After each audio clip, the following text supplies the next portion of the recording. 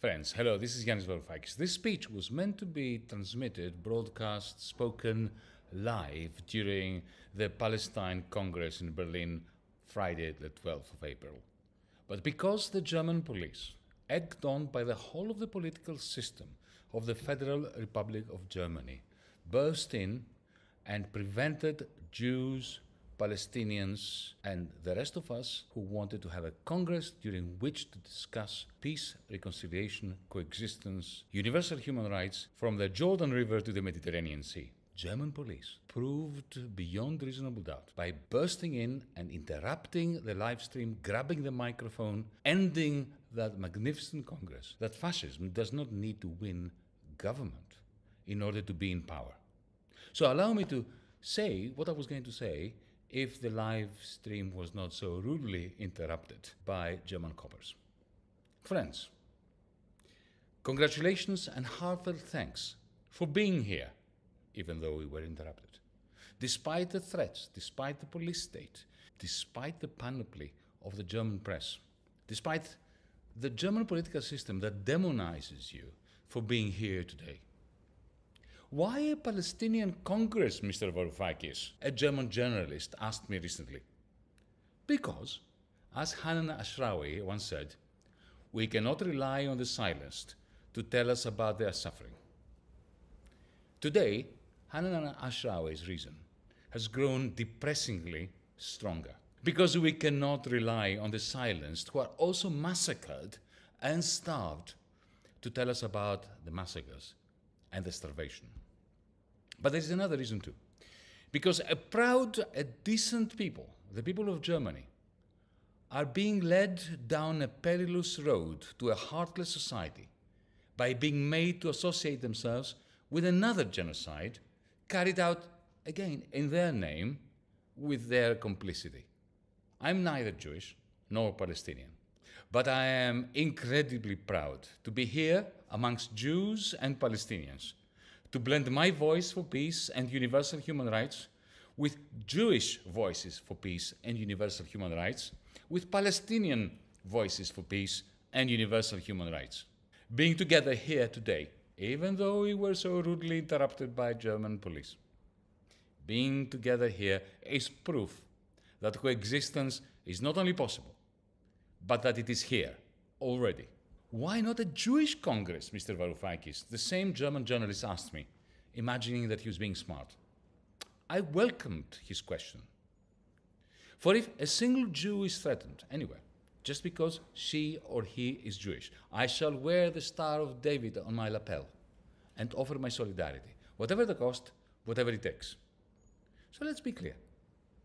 If Jews were under attack anywhere in the world, I would be the first to canvass for a Jewish Congress in which to register our solidarity. But similarly, when Palestinians are massacred because they are Palestinians, under the dogma that to be dead and Palestinian must mean that you are Hamas, I shall wear my keffiyeh and offer my solidarity, whatever the cost, whatever it takes, to the people of Palestine. Universal human rights, folks, are either universal or they are nothing.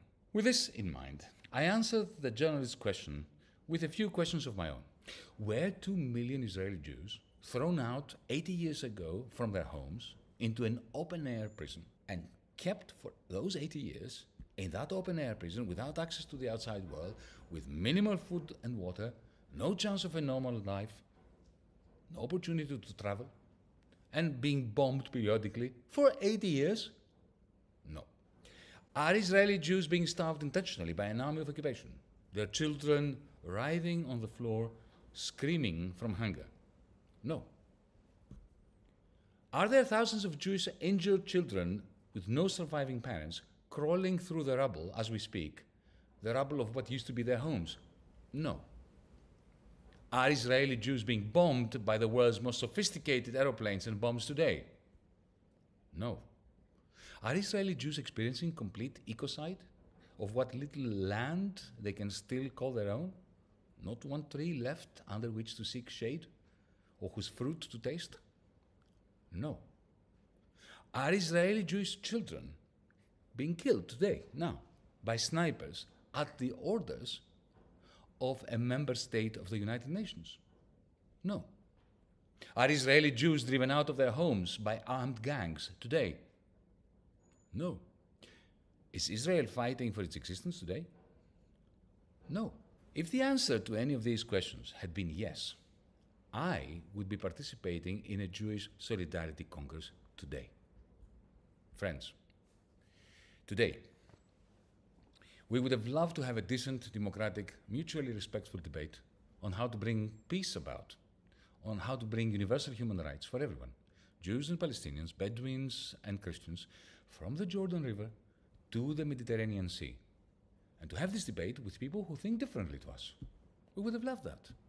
Sadly, as the German police just proven, and the whole of the German political system has been trying to do now for weeks to ban our conference, they did not allow this. Indeed, the whole of the political spectrum, from the CDU and CSU to the FDP, to the SPD, the Greens, and remarkably, to leaders of Die Linke in Berlin. Shame on you, comrades. Shame on you. They all joined forces to ensure that our civilized debate may be with them.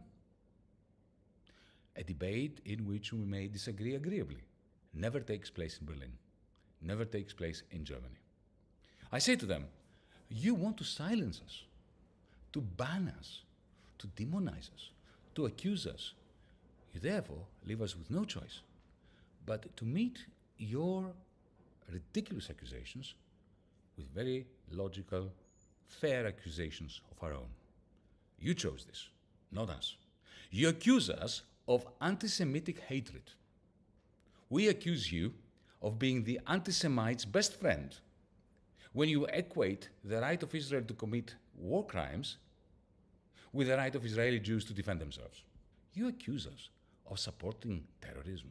We accuse you of equating legitimate resistance to an apartheid state with atrocities against civilians, which I have always and will always condemn, whomever commits them, Palestinians, Jewish settlers, my own family, whomever.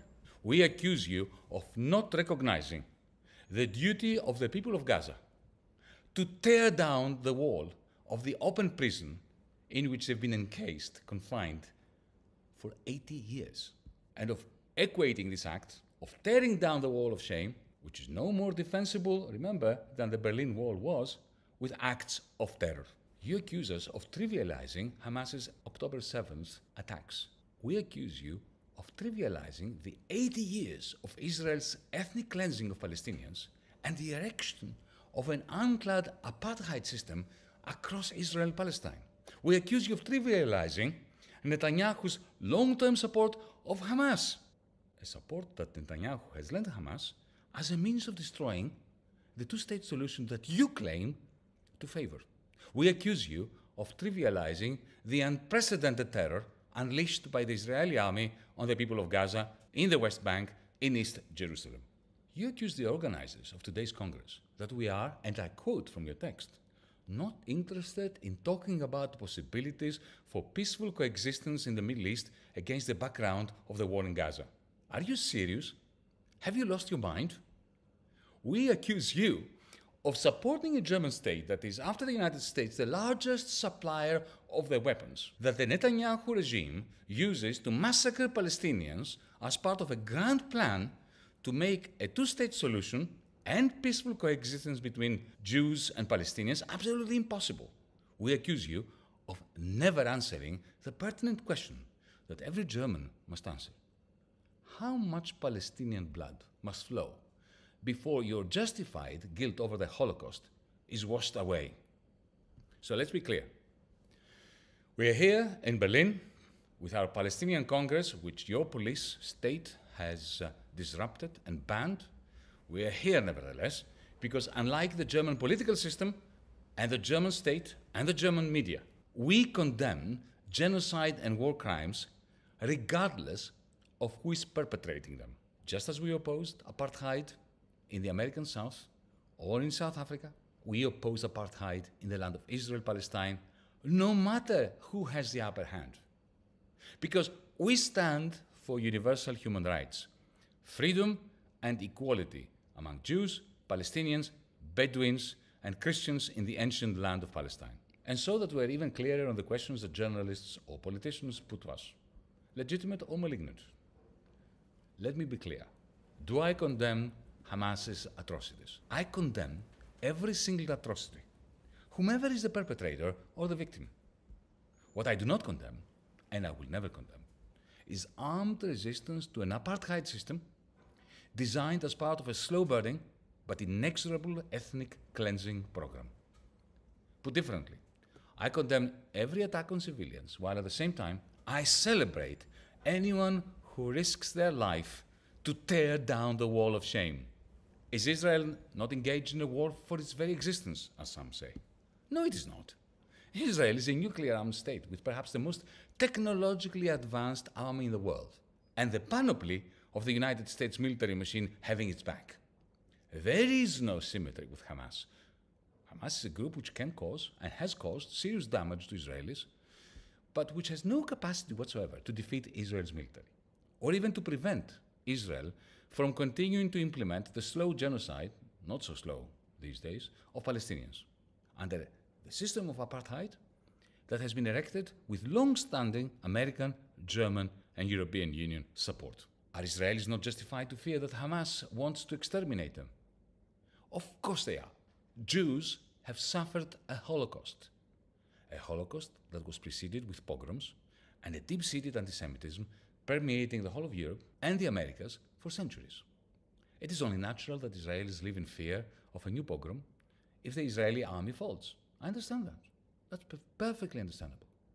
However, by imposing apartheid on their Palestinian neighbors, by treating them like Untermenschen, subhumans, the Israeli state is stoking the fires of anti-Semitism.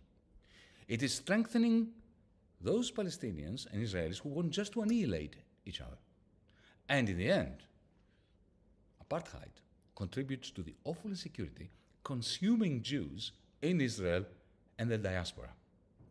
To put it bluntly, apartheid against Palestinians is the Israelis' worst self-defense. What about anti-Semitism?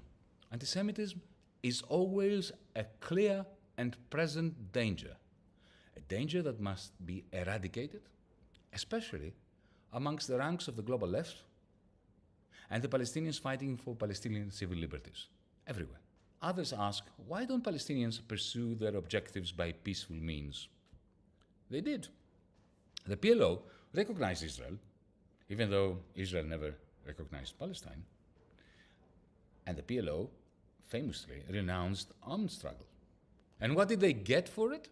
Absolute humiliation and systematic ethnic cleansing in the West Bank. It's going on as we speak. That is what nurtured Hamas and elevated Hamas in the eyes of many Palestinians as the only alternative to the genocide of the Palestinian people under Israel's apartheid. What should be done now?